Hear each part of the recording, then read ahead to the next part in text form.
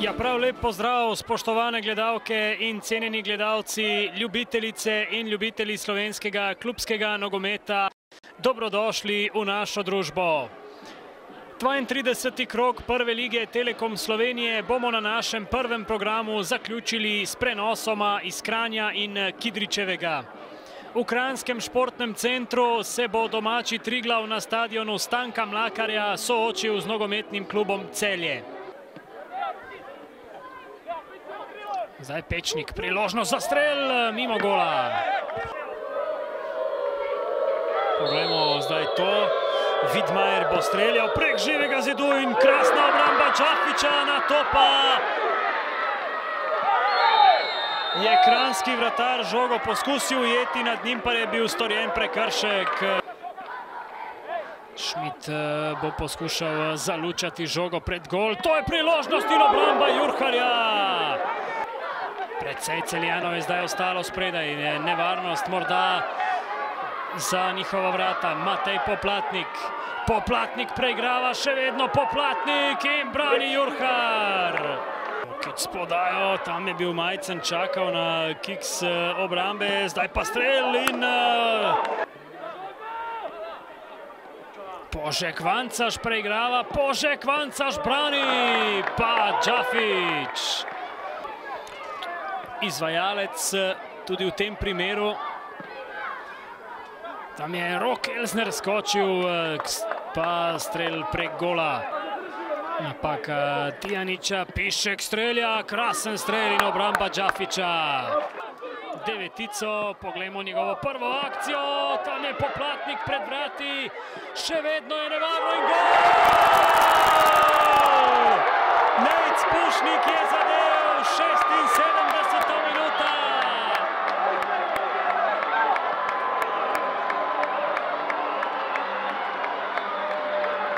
V 11. nastopu do tretjega zadetka Nejc Pušnik in Triglav vodi. Cvek s podajo, Požek Vancaš. Pred gol, tam je Salas zamudil. Na njegov zadnji pisk na tej tekmi. To se je zdaj zgodilo. Triglav je 1-0 premagal Celje. Definitivno komplet občinstvo, navijaška skupina Small Faces, naša nogometna šola, otroci dajo krila, tudi ostalo občinstvo. Živeli smo za to tekmo, tudi nam se je kdaj vrnili nazaj. Mislim, da smo drug polčas pokazali res nekaj več, kada je bil en preklop, želja po razgovoru na polčasu.